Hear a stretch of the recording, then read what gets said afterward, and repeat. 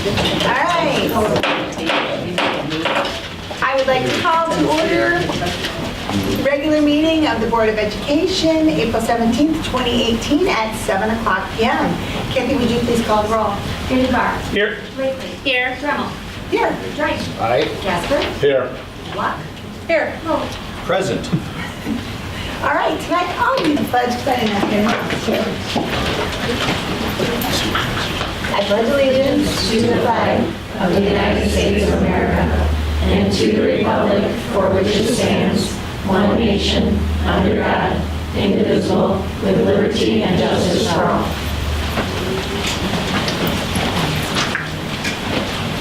All right, declarations, are there any items to be added or removed from the agenda tonight? There are not. Excellent. All right, and we are going to start with our successes. I would like to invite Jeff Molnaff. He's going to come up and talk to us about the culture of inclusion at Grace McLean.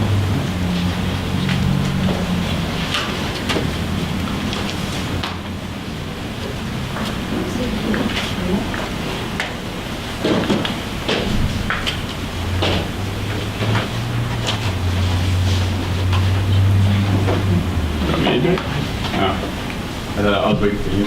There we go.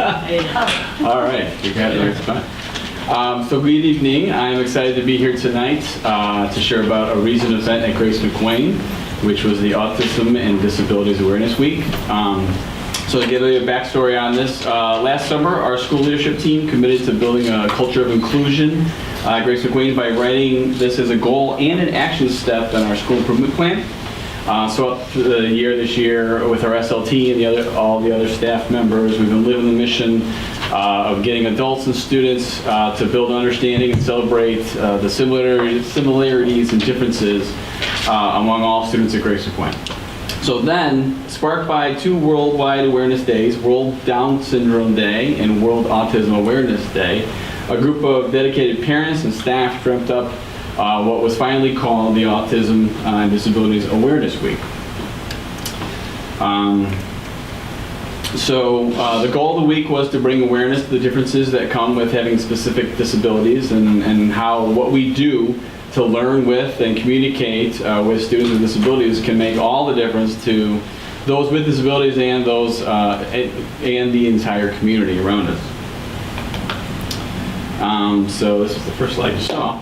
So students watched videos all week during this week. They completed activities that helped them to build new perspectives, make connections to the lives of others around them who have different abilities. And through this effort, students reported to us throughout the week that they are also learning a lot about themselves.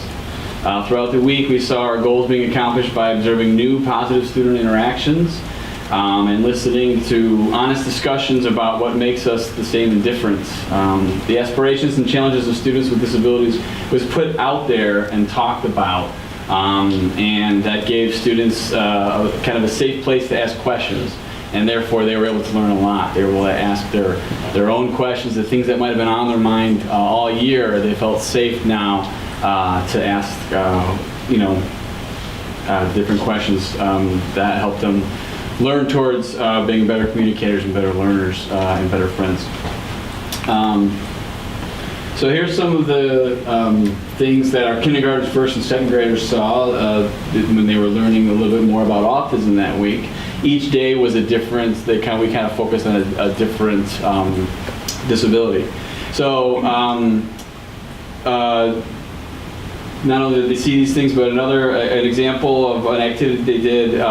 Some students in classrooms tried to do like writing and gluing activities with socks on their hands, and that was kind of a way to build some empathy and understanding of other students who live with physical disabilities like cerebral palsy. So we tried to bring as many activities in and as many videos so they could start building up that empathy. So the week culminated with a visit from Julia, who is an adult with Down syndrome and an advocate for people with special needs. And as Sue Gilliland's news article explained, Julia shared her accomplishments and explained how her life with Down syndrome is very similar to any other adult. Her message was very powerful and continued the journey of the students toward a culture of inclusion and understanding. The week, or I should say, that same day, that final day, the entire school was then paired up with students who they had never met before, and they were asked to go out on a friendship walk. And during this walk, the students practiced what they learned about friendship, empathy, and finding common ground with other children.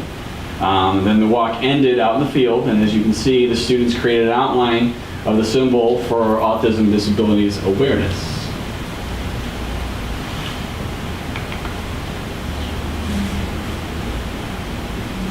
And the cool thing is, the reason we knew this was building culture because the following week, additional learning activities and inquiries continued. And even to this day, students are looking to reach out and learn more about the topic. For instance, Allie Gannon, BHS graduate, came to talk to the second graders the following week, and she helped them learn more about complex communication. She is a complex communicator.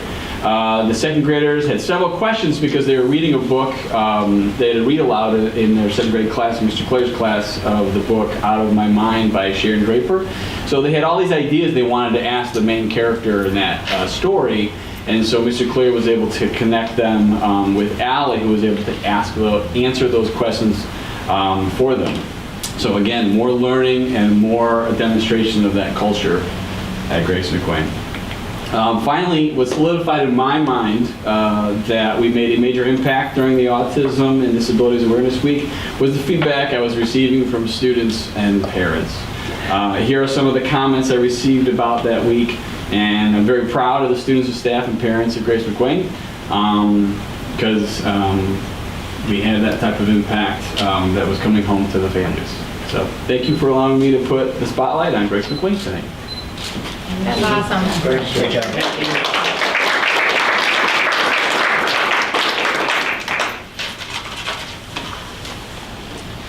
Always the best part of celebrations is that smiling as your tears rise. Hey, Jeff, is this something that you would do every year, kind of, or approach it every year of some sort? It's definitely something we're thinking about now. Okay. It had that kind of impact.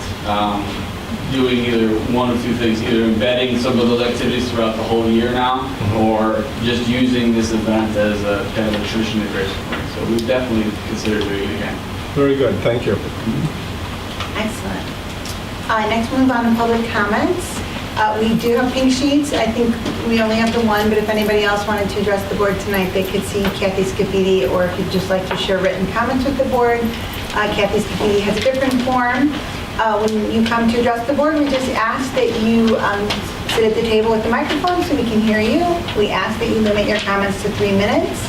And as I said, we only have the one sheet tonight, so I'd like to invite Nikki Rousseau to the table.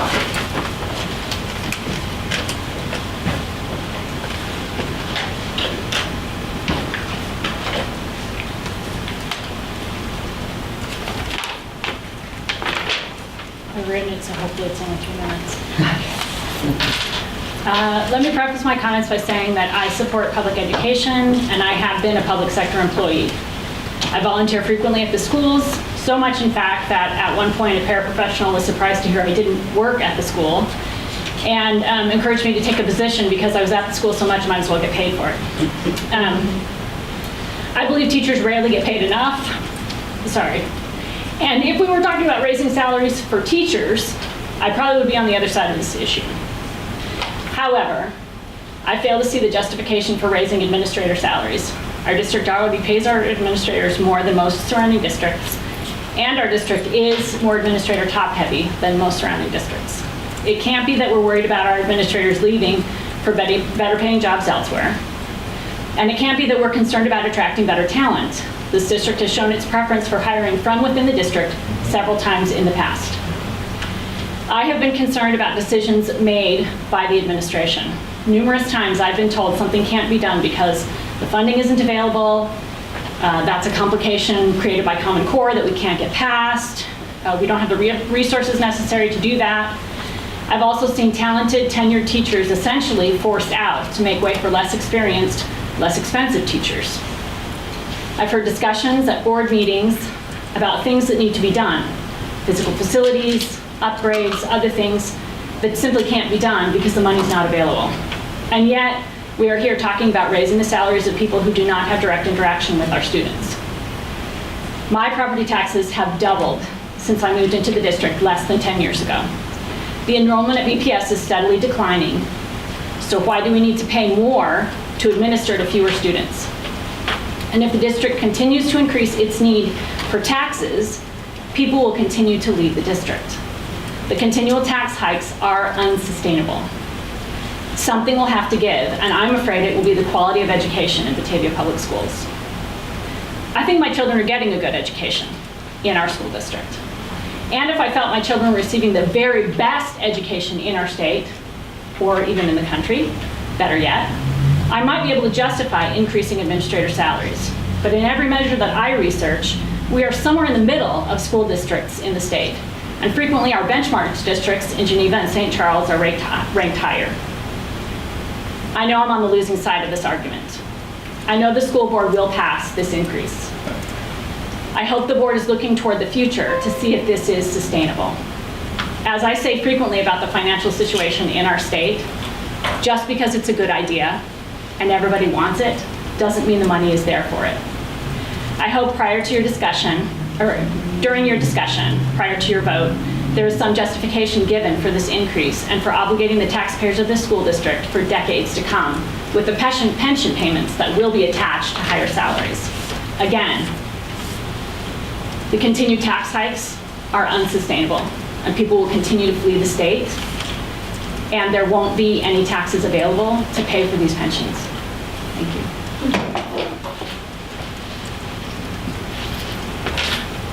All right, now I'd like to invite,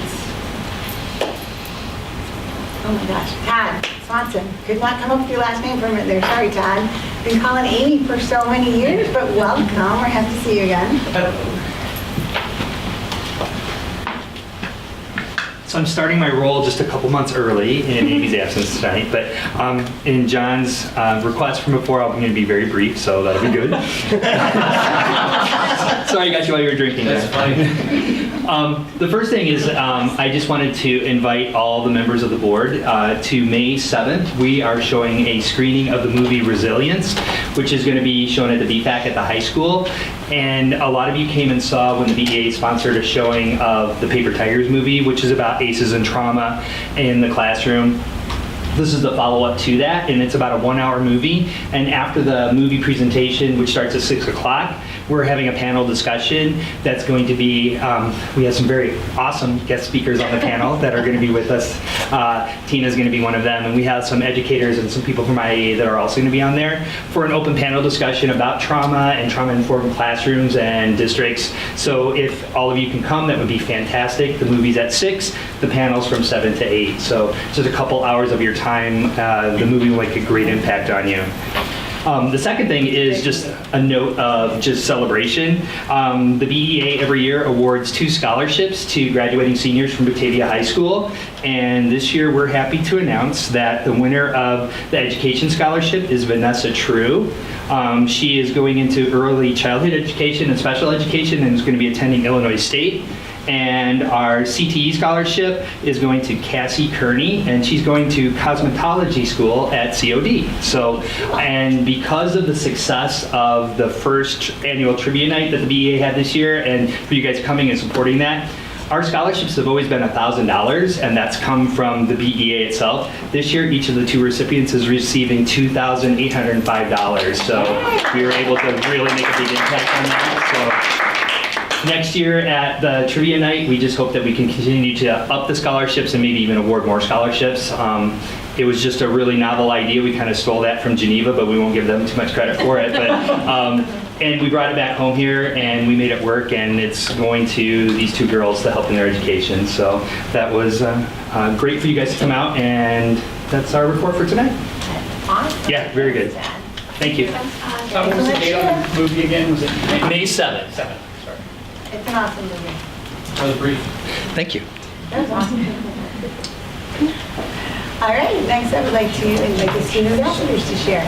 Yeah, so first we want to recognize the RPTP Club. Today they ran a blood drive, if you guys didn't know. And so they ran it in honor of Will Fiber, which is really awesome.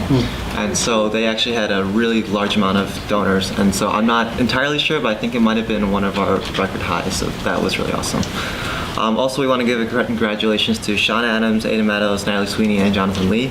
Those 4 have been chosen as our graduation speakers this year. So we're really looking forward to that. And then also tonight at the high school in the cafeteria, they were holding a panel where sophomores and juniors, and I think freshmen were welcome to, could go and question current seniors who are going into STEM fields in college as like the Future Medical Professionals Club. They like sponsored that so that the younger kids could get a better understanding for what it would be like or why they might want to do that in the future, which I think is cool so they can have a better understanding. And then the only other thing was yesterday, the juniors who got picked to get inducted into National Honor Society for next year got a letter in the mail yesterday letting them know whether they were in or out. And then there's a practice induction night on October 30 or April, that's weird, April 30th. And then the actual induction into NHS for next year is May 7th. So all the juniors were pretty excited yesterday, texting, finding out who got in. And then I think they're going through the appeal process now. And then the final people who got chosen will get inducted on May 7th. So, yeah. Thank you. Well, I'm going to start really quickly before the student ambassadors go, if that's okay. Chris and I, so you can't leave yet. Just kidding. I didn't mean to tell you that, but I would wanted them to be here. So Please go first. Is Chris on the hot seat again? no, I would never do that. Chris Lowe and I have been conducting student ambassador interviews for a couple years now. We did this last Friday, right? And we had, I want to say, a record number of kids apply for the position. And those of you who don't know, it is a 2-year commitment, so it's mostly freshmen and sophomores who apply. And during the process, and Dr. Smith is huge in helping us, but why I wanted to share some of our thoughts is we had great applicants, but one of the questions Chris and I asked them is, one, do you know who your current student ambassadors are? And do you really know what the board does? And unfortunately, those were 2 questions that they really didn't have answers for. So in this process, Chris and Dr. Smith and I kind of came up with some ideas on how we can really make the role of student ambassadors more prominent at the high school. We have some great ideas. Justin, we would love your input before you leave, and Chris, you'll be a part of the transition, but we have some really great ideas, and I just wanted to share that with everybody. Such great candidates. I mean, it's hard to pick because the kids they were all great, don't you agree? Amazing. But I just wanted to tell you all that's kind of what, and I know Chris and I talked about getting some board feedback of some, maybe a couple other things we can ask our ambassadors to do, and also to make them, you know, kind of who are they and what do they do in regard to the board, because they really are the voice to the board. So not just through the high school, we've also talked about incorporating Rotolo a little bit more because they transition into the high school. So I just wanted to share that with you because we're going to put you to work, Chris. And and thank you, Dr. Smith, because that was a long day and you're always very helpful. But I think we have some good ideas. And the winner should be announced soon, right? Yeah. So we're very excited. So thank you. So you have 2 more meetings with us, Justin? 2 more meetings with us? All right, good to know. Not that he's counting. Little senioritis going on there. All right, thanks, guys. A little bit more with All right, the next item is our... that was my report. Oh my gosh, I'm so sorry. See, That was just my report. So everybody else has to Good report. try, Tina. Sorry. I have I'm done nothing to reporting. report. Do you have anything, John Dryden? We're meeting tomorrow? We are. Meeting tomorrow. Nothing to report. All right, Bob Greenbar. On RAC, we're looking at models, trying to figure out something that we can use to kind of do forecasting, speculation, things like that. One of the things we realized in the last meeting is a lot of the models out there really don't fit the way we do things in Batavia. and we were struggling to find if there was a school that actually matches up to any of these models, because we'd like to see what it looks like. But I think the consensus from last meeting is we're going to be trying to come up with some school-level specific resource allocations instead of like a all-encompassing district allocation type. Sounds good. Thanks, Tom. Awesome. Anything else to add? Chris? Well, obviously, I did the student ambassador interviews. Tomorrow, I'm going to the Fox Valley Career Center and do more interviews for their student of the year.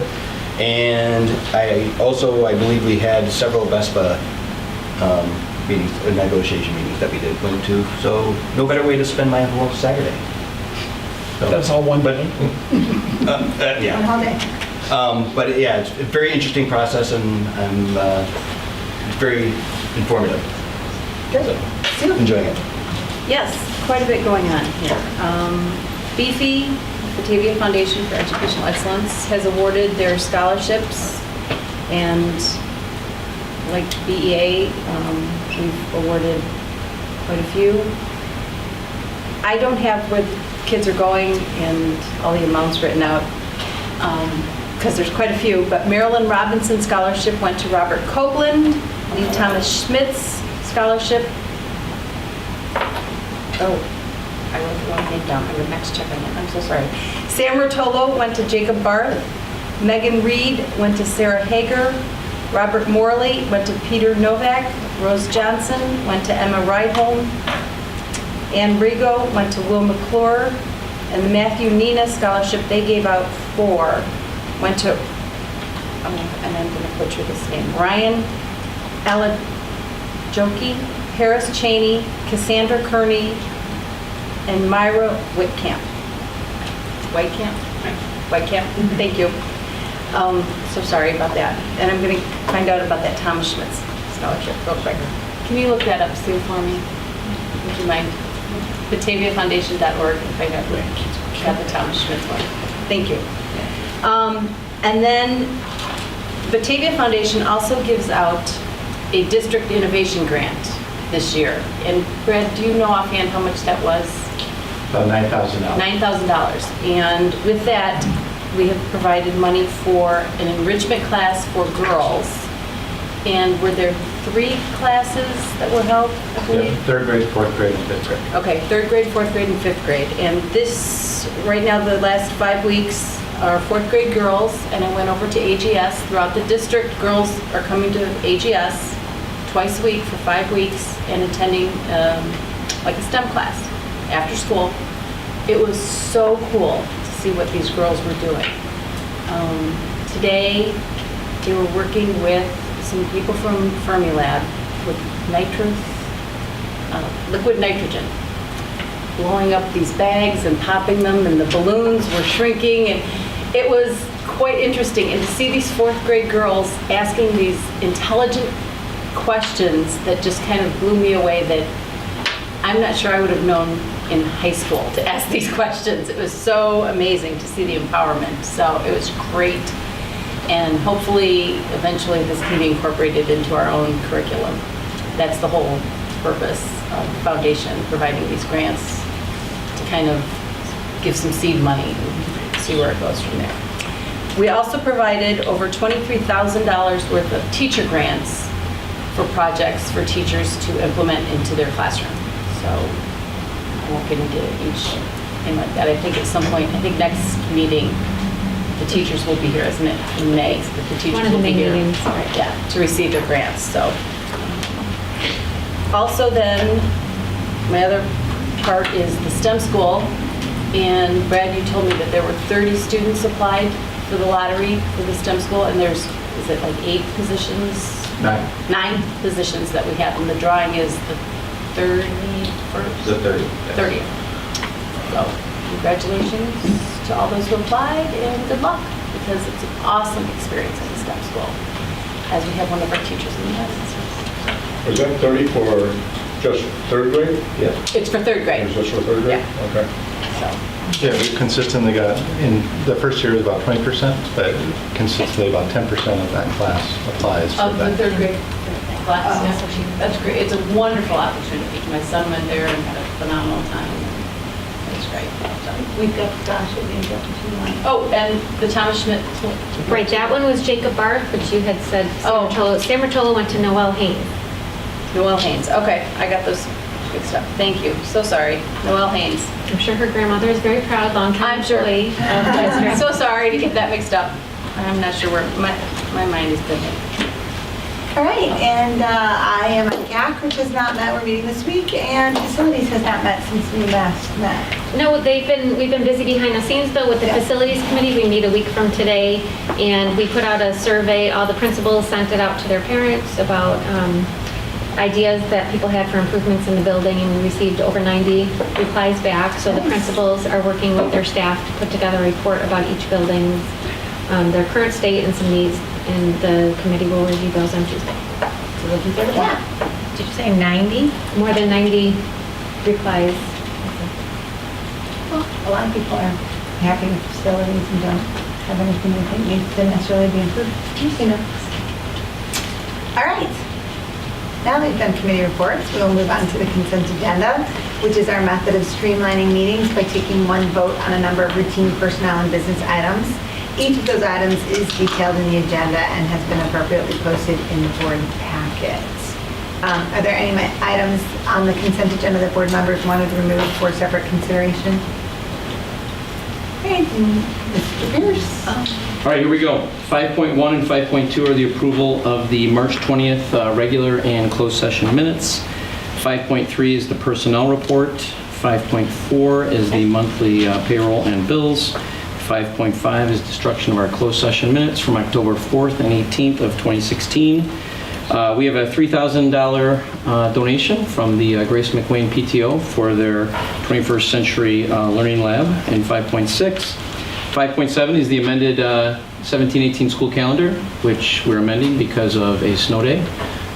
We had snow this week, but it did not close school, thankfully. 5.8 is our disposal of property. 5.9, there is a overnight field trip down to Champaign, Illinois. 5.10 is our annual IHSA membership renewal. 5.11 is the AP government textbook, and 5.12 is the approval of the consent agenda. All right, any questions from board members on anything presented on the consent agenda? I just had a question on the AP textbook, the government textbook. I do know that according to the report, we have internet access to the textbook as well. I'm sure we can't buy the textbook. We can't just buy the internet access. We have to have the textbook. At $155 a pop, I, for 23 years, much to the consternation of my administrators, often found textbooks were a fine place to start, but you could hardly end up there. I'm kind of wondering, in this day and age where we're using Google Chromebooks and we have unlimited resources at our fingertips, why the necessity to purchase these physical textbooks? I'm just going to throw that out, and what do you think? Well, we're required to. So there are two courses that we still do textbooks with, and one are dual credit courses because ours has to align with Levancy Community College, so we use the same textbook. And then the other is with AP courses. So there's a list of approved AP textbooks that go along or that are in conjunction with the curriculum that AP to the College Board gives. So it's a requirement of AP. Yes. I see. I see. And the current textbook is 2005, and a lot of history has happened since 2005. So some things are out of date, some things are laughable, and some things are just missing. Okay. But I do know that the teachers that teach this course did an extensive review of the textbooks. This is actually just an update of their current one. But they looked at what other schools were using, what was out there in the marketplace. They felt this was the best choice, but I do also know that they go beyond this textbook in terms of bringing in primary source documents and other readings into their course. Right. Okay, thank you. Yeah. I like the idea of having a digital copy of it. Yeah, that'll be really nice for the students. Yes. The book is not huge. You would believe, $155, you would think this is mammoth. No, It's not. It's actually pretty small, but the textbook, they don't It gets follow those things around. rolling it back. Yeah. Thank you, Brett. Yep. Any other questions? All right, then I would entertain a motion to approve the consent agenda as presented. So move. Second. I'm sorry, is that you, John Dryden? Moved by Dryden, second by Blakely. Kathy, could you please call the roll?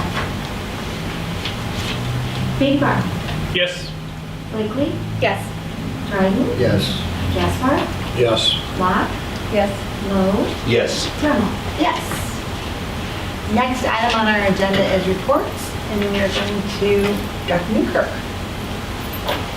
So the first are our FOIA reports, so you can take a look at the district's FOIA requests for the month. So Tony was busy fulfilling those.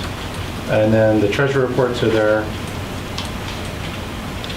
And before I move on to the SLO report, I'll stop and see if there are any questions.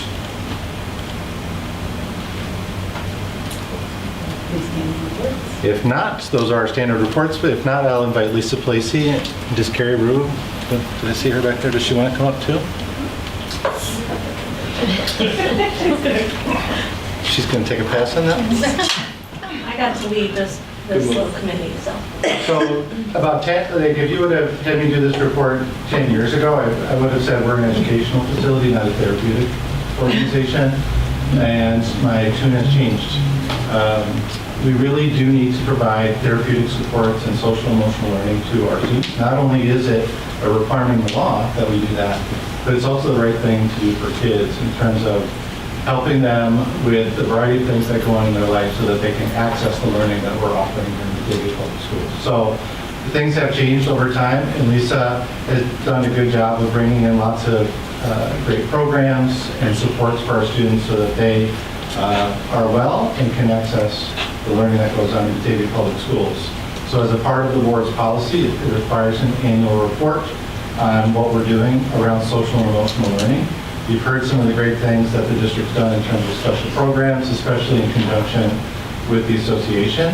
And we just wanted to provide both you and the community a little bit more about the things that are going on related to social and emotional learning. So I'll turn it over to Lisa. All right, so I know you guys have had a chance to read the report, but as you know, this has been an exciting couple of years in the area of social emotional learning. I think the best thing that happened this year was our new Student Services Committee. It's been great to have a representative from every building and not just people that are really focused on SEL. So there's teachers, there's an LRC director, our new BEA president is a part of the committee, and it's literally become my favorite group to meet with because they are all so positive and so open-minded, and they speak very well for their buildings and for the students. We started out with big dreams and goals. You know, we're going to get a washer and dryer at every building for our McKinney-Vento students, and we want this, and it was so enormous that we had to really bring it down to a focus. So as you saw, you know, our main goals are really first to start with those social emotional learning days, professional learning for our staff. Batavia hosted 2 days this year, which was amazing.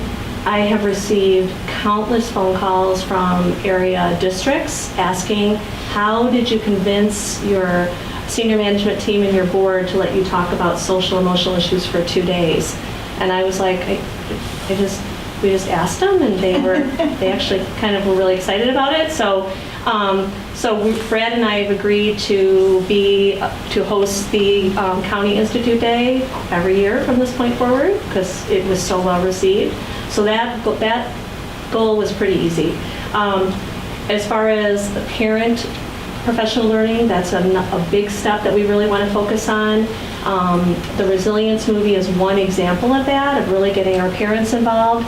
This year we've taken kind of baby steps, and we've been working with our outside providers and communicating with them about what kind of offerings are they offering and what are our neighboring districts offering.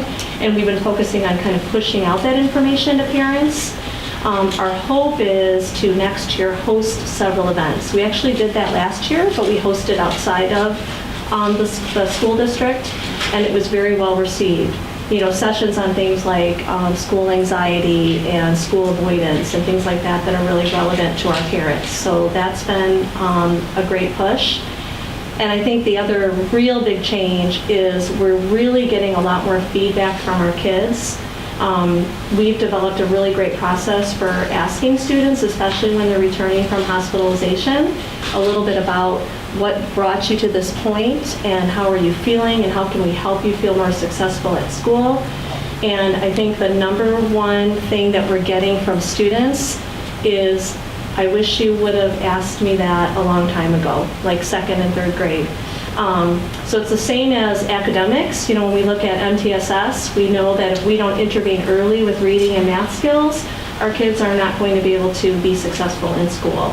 And what our kids are telling us and what their parents are telling us, if we don't intervene with social emotional learning in early childhood and beyond, our kids are not going to be successful in school. In fact, they're not going to come to school.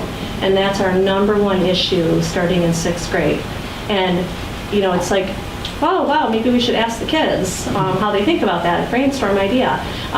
But the kids are telling us, help me sooner, and we're really learning a lot about that. So making our social workers available at the elementary level, which is huge, sounded like a great idea years ago to make sure that plan time was all balanced out and having our social workers teach wellness to all kids. But the reality of a wellness curriculum is it was never meant to be something that was only focused on for 25 minutes a week and given the same thing to all children. And then making our social workers really unavailable 60% of the week to students that are at risk. So I think the most exciting thing that we're headed into for next year is, without adding additional staff and really just looking at scheduling, our social workers will now be supporting our most at-risk students. They're also going to be getting into classrooms and co-teaching in our general education settings so that they can model how to teach SEL to all kids, because it can be challenging for a teacher that's really focused on academics to suddenly start talking about coping skills and self-advocacy and all of those different things. So I think that that's a big piece of the puzzle, and that's going to be a process that's going to take a lot of work, but we're very excited about the social workers, and I have 2 work days planned in the spring, and many have stepped up to offer to work this summer on plans to lay this out to all the teachers. So we are super excited. And then the outside providers, started out at the high school with all those wonderful donations I keep bragging about the $25,000 in donations, but now we have kids at the elementary level that outside providers are coming right into the school and working with the students. And these are students that, for whatever reason, their parents cannot get them to go in the evening. Their parents may have hourly jobs. Their parents may have no insurance. And we're bringing their providers right into the school setting. And boy, is it making a huge difference for these kids. So we're already having a huge response from parents and students feeling really excited about school. So lots of work to still do, but couldn't be more excited about where we're headed. What questions do you guys have for me? When you had it on the Institute Day, Yeah. about how many, was it open to outside the district this year? It was. So And how many people from outside the district came? the first Institute Day was just Batavia, Okay. because it was didn't fall within the county schedule. The second Institute Day was countywide, and we had about 500 visitors that day that Wow, came from okay. neighboring school districts. Yes. My second question is, and I talked to Lisa a little bit about it yesterday, but I was just, I was glad to see it, but I'm just wondering about getting the parents involved. I know that's going to take some time and some Yes. Yeah. figuring out how that's going to actually work, but is that something that you think is going to be very beneficial? Which I think it do. will be, but I do. One of the things that we did, John, when we had all those presenters on the Institute Day, was get feedback from our staff about which of these presenters do you feel would be a really great presentation for parents? Mm-hmm. Because we understand that presenting to parents, it's a completely different audience. We want our parents to really feel at ease. So the staff gave us feedback about some of our area providers that are willing to present to parents doing evening events. And the area providers that we contacted are willing to do that at no cost to the school district, which is really exciting because they understand that, number one, it's good for kids, and number two, it sometimes will bring them, some new clients that need them. Last year we had Dr. Nolan speak about anxiety, and we had about 50 parents, attend that first event. So we're looking forward to doing more of those in the future for sure. Our hope next year is to do at least 3 throughout the school year, and then really work with Sue to publicize it, to get parents more involved. All levels. Yes, absolutely. Thank you. Sure. The other districts that came during that Convoy Institute Yes. Day, were they interested in modeling what we're doing here in Batavia? Because I think we've talked about this before. Batavia is quite unique in what we're doing. I think they're interested in modeling, providing more professional learning for their staff. Definitely less interested in bringing in the outside providers. I think there's more, what I find from my partners that have the same job as I do in other districts is they feel they set much more of a boundary with what they're willing to do. And they don't feel like they have the same community support that we have in Batavia as far as getting those donations and the way that our community has embraced this. Mm-hmm. So they seem a little bit more reluctant for that piece. Yeah. It's quite unique what we do. It is. I don't It think really people is. realize that. Yes. And the feedback, from those parents and from staff at the Institute Day. I mean, we had people applauding at the end of some of the sessions. I've gotten, and I know Todd did too, so many emails saying this was by far the best Institute Day we've ever had in the history of Batavia. No offense, Brad. I may have to attend next year. Yeah, so it was really, very exciting. Well, I think it shows that you were responding very directly to what teachers have come and told us are a concern, that we have students that are struggling with issues. And I appreciate the fact that we didn't just think that was someone else's problem, and we didn't just think that was something that they were going to grow out of. We're recognizing that the only way we build our students is by meeting them where they're at and supporting them along the way. Absolutely. And so many of the presentations were based on the wellness of the teacher. So a lot of the teachers really loved learning about ways that they can better take care of themselves. Because when you're coming to school every day and you're faced with kids that are really struggling, it really weighs very heavy on your heart. So it was great to see teachers, go to mindfulness training. We went to one on codependency, and I mean, the teachers were really opening up and sharing their experiences, and the counselors were giving them great advice about how to get the children more involved and how to partner with parents. So it was really helpful. I think people left. There was even a yoga one that some people went to. So the teachers were very thankful to have that time to reflect. Good, because I think we all know that our teachers give so much of their heart and soul to our students. And I think it's easy to forget that that's something we need to support. Absolutely. Always super proud of what our student services group is doing. Any other questions about this tonight? Thank you for all your hard work. Thank you, Carrie. Thank you, Lisa. Thank you, Carrie. Thank you, Tata, everyone. All right, so those are all our reports tonight. We do have items on the agenda for action, so I will turn it over to Dr. Hitchens.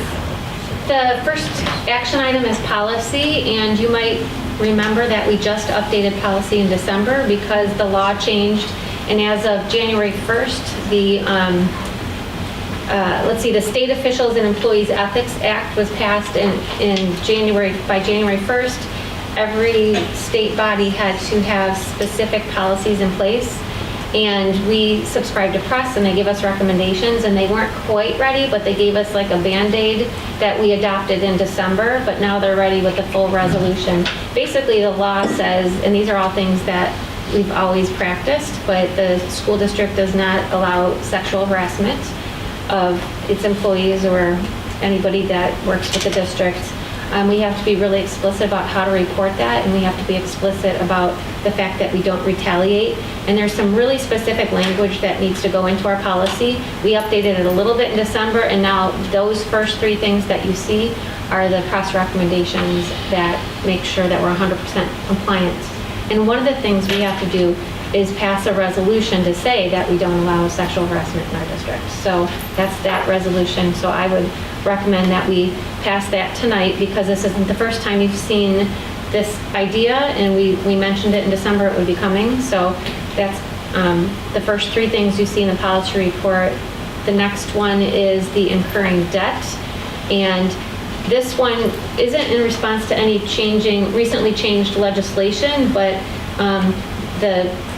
the ways that we have to report that we're going to be incurring debt, it didn't match the policy. So the superintendents and the business officials went to press and said, can you please update press, because it doesn't really work that way. So this is what you see, and 4040 is the actual way that when we have to issue debt, that we go about that. Did I get that right, Tony? Okay, and then the last one is a procedure about the naming of school buildings or facilities. That's the policy, the naming of school buildings, and you guys have a policy on that, but we wanted to have some clarity with the procedure about the types of memorials that when families reach out to us, and friends and concerned community members, and want to honor someone in the community, these are some guidelines about ways that they can go about doing that. So questions or comments on policies or procedures? Bob, I don't know if we've talked about it. We don't vote on procedures. Procedures, when we see them here, give us an opportunity to make sure that that it's in the spirit of what our policy says. So I can't remember if we had very many procedures or something. I can remember that from my IASB training. Awesome. I like the way you pay attention to that. So the resolution is an exhibit. Normally, we don't vote on exhibits, but you do have to vote to pass the resolution, and it's just going to live in our policy as an exhibit. So does that require? So the resolution is the only one of these that we... Right, so the only one that we're recommending that we adopt tonight is the resolution to prohibit sexual harassment and the related revisions to policy 2260, uniform grievance procedure, and also policy 5020, workplace harassment, be prohibited. So those are tied together. Yes. Got those first 3. So those are the ones I would entertain a motion to approve tonight. So moved. Second? Moved by Dryden, second by Beatty Bar. Kid, would you please call the roll?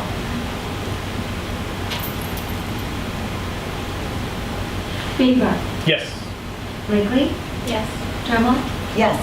Dryden, Yes. Gaspar, Yes. Locke, Yes. Lowe. Yes. And then the other items, we have an opportunity to ask questions or clarify or discuss further. You done with action items?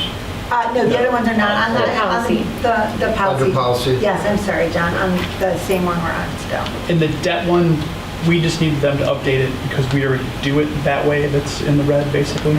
Yeah, typically ratings agencies like Moody's, when they are looking at a debt issuance, they want to see an actual procedure that clarifies who does what and when and how people are notified, and make sure that all the disclosures are done in such a fashion that they're factual and there aren't any omissions or errors. So we were ahead of press on that one. This is a press recommendation. Oh, okay. I thought we recommended it to press. Yeah, the school business officials went to press and said, we really need to have this in our policies. Can you help us draft something? One of the questions that Moody's always asks is, do you have policies or procedures? And I always say no, but now I can say yes. Excellent. Awesome. So we can bring back that policy next time. This was the first time you saw it. We can bring it back next time unless you wanted to vote now. Yeah, I was gonna say, does anyone have any concern about how we are incurring debt and following procedures on that? Concerns about incurring Yes. debt, but not how you do it. About the policy, per I'd like se. Policy. I'd like to call the question on it. Yeah? Yeah. No other questions before we do that? All right.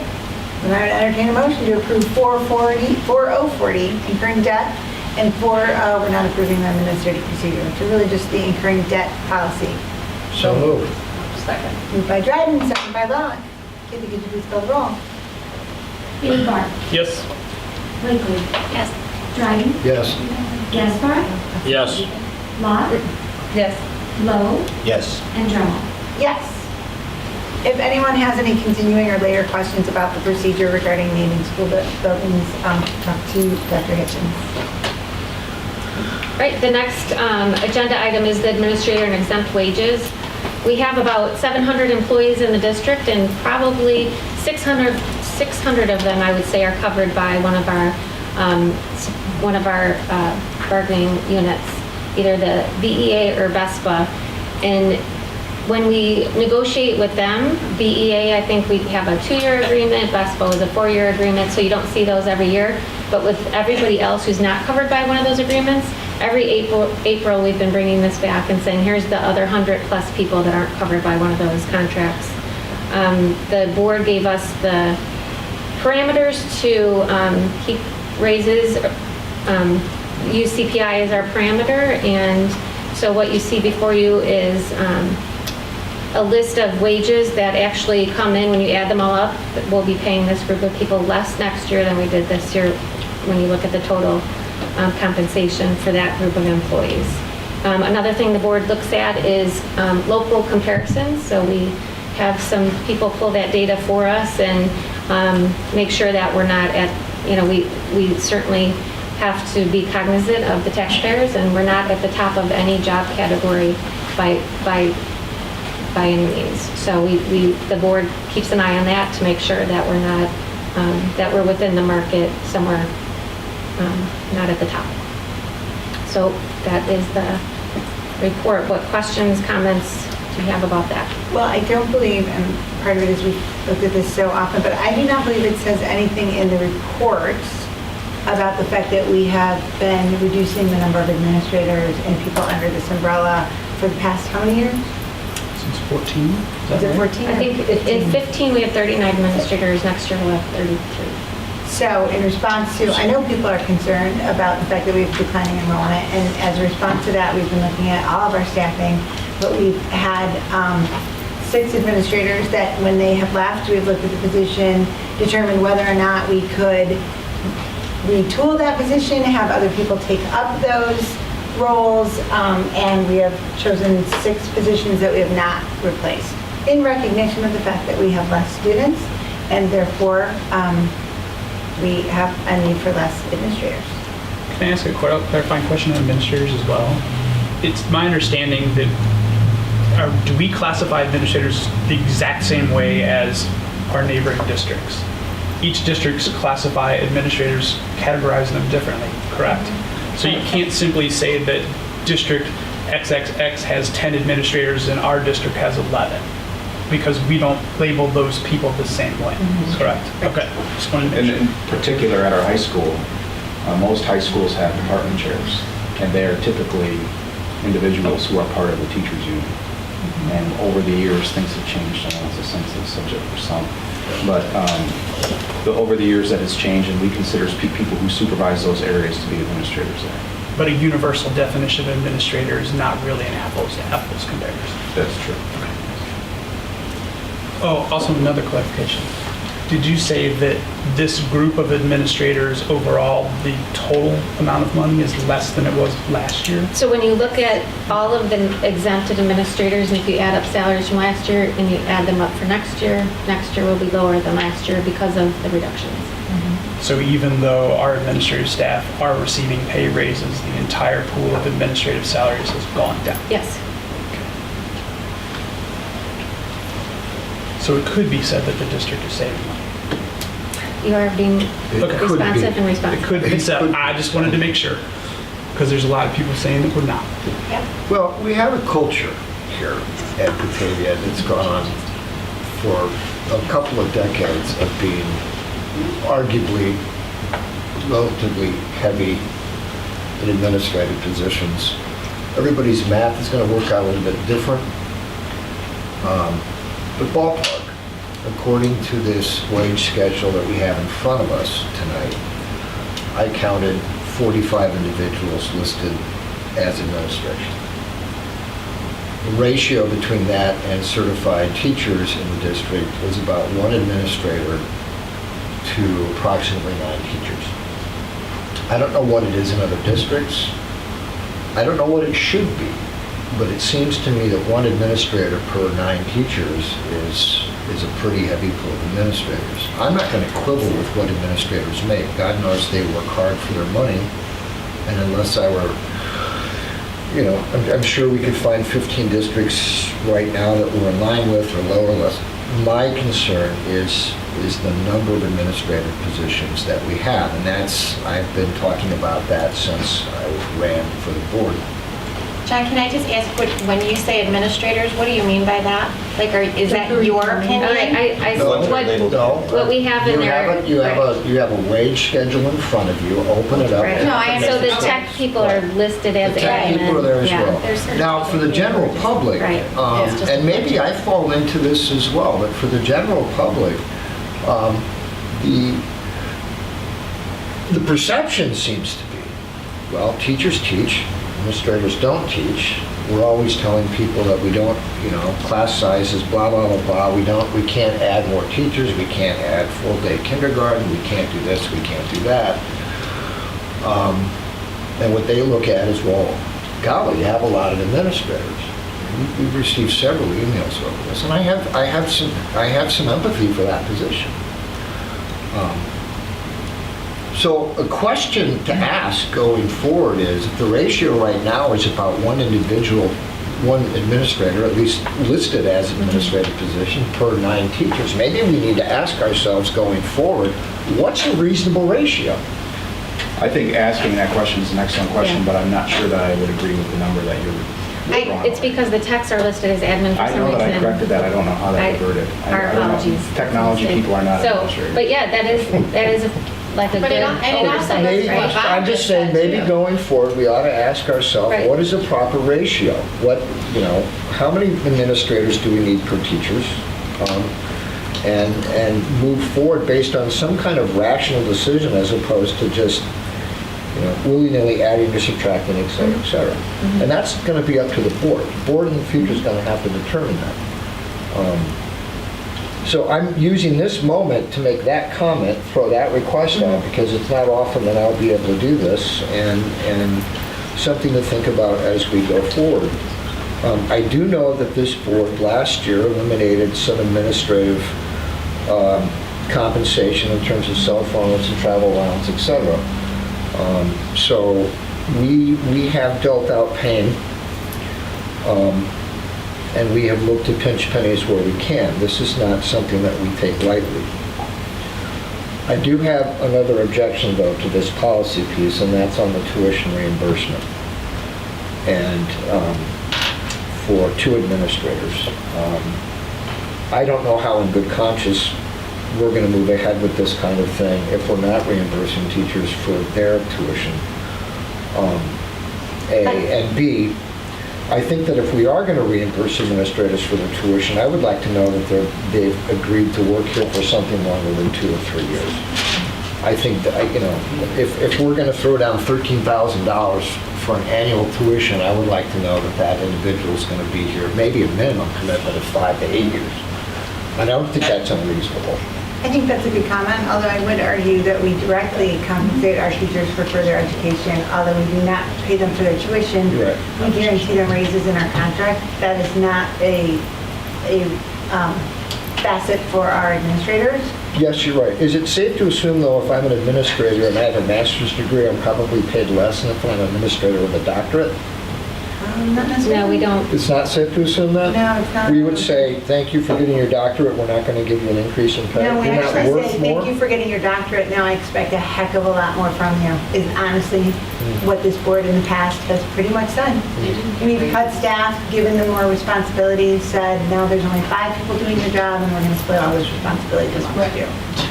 And that's been a regular conversation, and I think sometimes it's felt a little harsh towards our administrators, but that has been we have a very, very high expectation that if you're getting an advanced degree, that you're going to be using it, and you're going to be using it well in this district.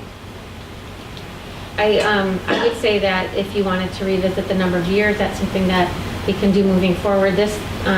We did go, a few years ago, the board gave some parameters, so these were the parameters I was given, but if we want to change those moving forward, we'd have that conversation. I do have to say I've never asked for a raise for an administrator because of a degree. So since I've been here, I've never said this person deserves this extra bump because they got their degree. They're getting it to make themselves the best administrators that they can, which is a different model right now than with the teachers, like Kathy was saying.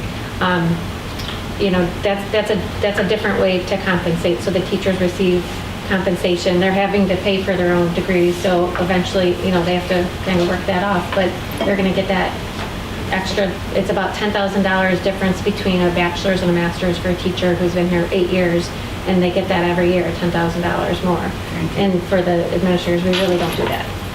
That's I feel very justified in bringing this because we have that model for teachers where there is some compensation. I'm okay with that. If that ever changed where we're not compensating teachers in that way, then I would say we need to look differently at the administrators. But definitely, moving forward, we can look at the number of years. If we want to change that, the number of people, change that criteria, we could do that. Can I move back to the communication really quickly? So my understanding that we have a document in the wild that is an accurate representation of what should be out there from a number of administrators standpoint?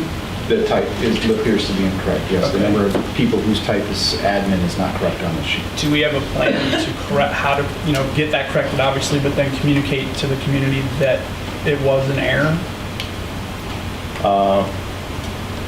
We could correct this document here. Yeah. I could rattle off a list of who is not correct or not Right. correct, and then We can get that this Kathy could. corrected in board docs by the end of the night. Because we do have some well-studied members of the community that reference these documents and hold us to these numbers. But you also mentioned earlier, Bob, that our definition of an administrator is not what True, is but we also shouldn't miscount it in a Oh, for public sure. document. Yeah, especially since these sort of stand in perpetuity. It's a good point. We are held accountable by the community, and they do study the documents, and they do count up, For sure. There we go. Yep. Please, thank you. Yeah, that would actually be great. My only concern is that, and I have talked about it in closed sessions the last few years, few items that are within the contract, the language on what we've talked about, and for that reason, I'm going to vote no on this. So I haven't changed my wavering or opinion on my thoughts on a few of the items that are listed in there, so. Any other questions, thoughts, concerns about the agreements that are listed? Right, then I would entertain a motion for approval of the wages for administration exempt employees and the superintendent as presented. And I also would entertain a motion at the same time to approve the tuition agreements as presented. So moved. Second. Moved by Blakely, second by Lowe. Kathy, could you please call the roll? Baby Bar, Yes. Blakely, Yes. Dryden, No. Gaspar, No. Locke, Yes. Lowe, Yes. Dremel. Yes.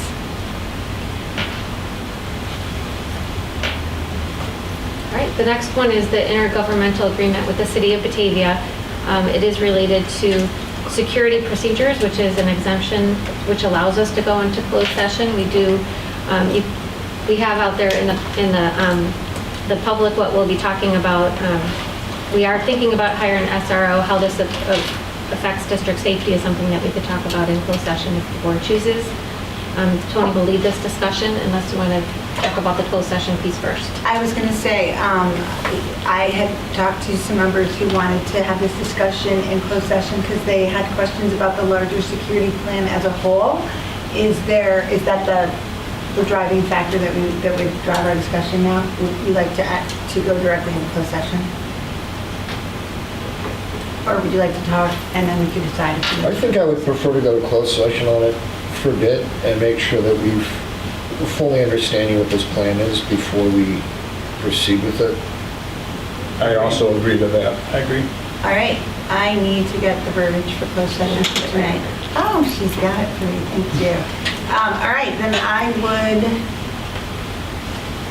The bullet, yeah. Oh, there we go. I would entertain a motion to go into closed session to discuss the security procedures, school building safety and security, and the use of personnel and equipment to respond to an actual, a threatened, or reasonably, a reasonably potential Danger to the safety. disappearing off my screen. Yes, danger to the safety of employees, students, staff, the public, or public property. Entertain a motion. So moved. Second. Sorry. Moved by Gaspar, second by Dryden. Kathy, could you please call the roll? Katie Bond. Aye. Blakely. Aye. Dryden. Aye. Gaspar. Aye. Block.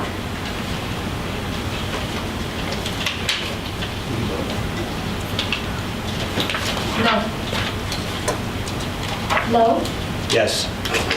Dremel. Yes, there is a possibility of action after closed session comes back out. Wait, does that mean Sue doesn't have to go in? Exactly. No, what does that mean?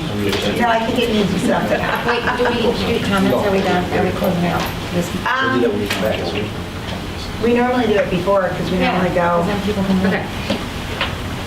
We do our comments now. Just so that people can. All right, sounds like a plan. We'll do our administrative and board comments. Decorations, does anyone have comments that they would like to share tonight? I do. What's new, right? Yep. It was nice to hear the information from Mr. Modaf and Grace McWayne.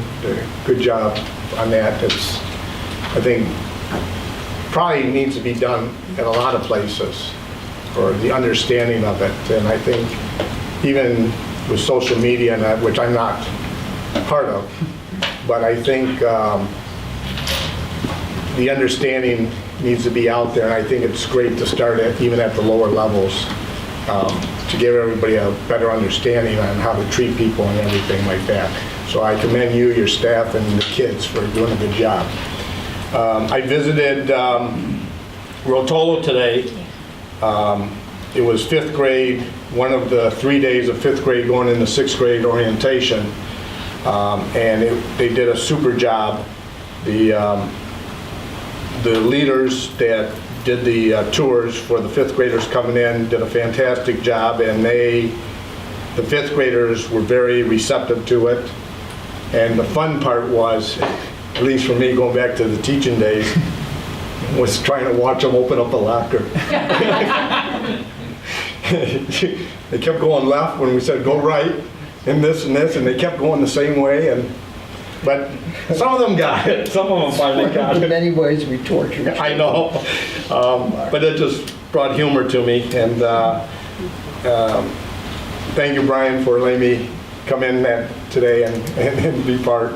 But it was very good. And I know there's the step up with the parents on Thursday with the students coming in. So I think they're ready. Some of them were ready, and I think it should be fun. I wanted to thank everyone for their emails and thoughts and speakers today. I wanted to thank Lisa for the discussion that we have, and I'm going to put this out. Happy belated birthday. 39, wonderful year.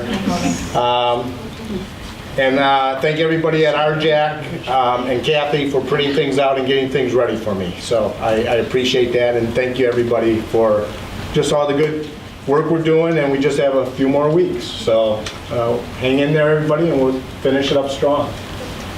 Does anyone else have Thank you. further comments? Oh, I always have something. Oh, I'm always happy to hear them. I just wanted to say to everyone in the community who didn't get a chance to take part of one of Batavia's richest traditions, I was actually at Rotolo Middle School this Saturday before 7 o'clock in the morning to make hoagies. I think we made between 6,000 and 7,000 hoagies for the proud members of Batavia. So if you missed them, they're probably not going to be around again until next spring. So it was a lot of fun. No, we didn't do a fall sale this year, I don't think. But it's a great way to volunteer too if you're looking for something that's crazy to witness. That many hoagies get cranked out. They don't start building them until 8 o'clock. 7:45 we started this time. It's all a blur. And then by the time 10 o'clock rolls around, they're done because people are picking them up.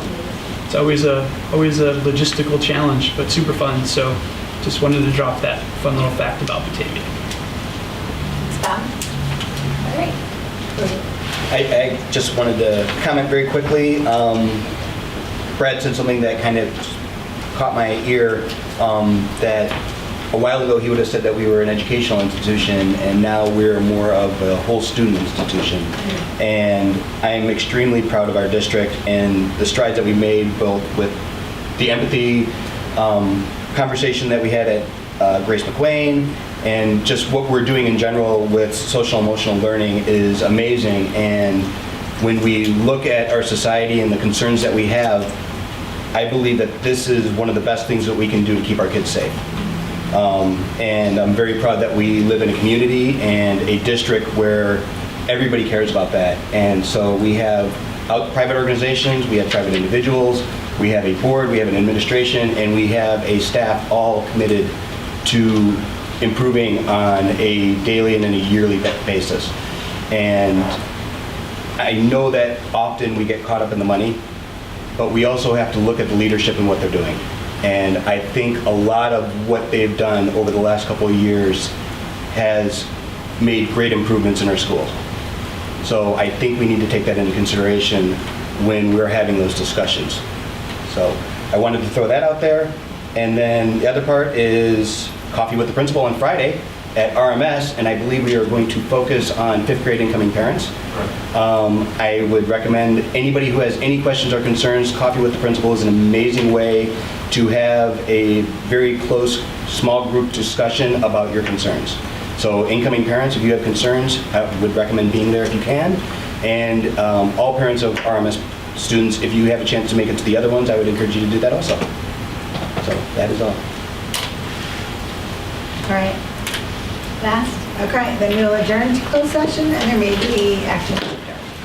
In the eternal words of Tone Loc, Thanks. let's do it.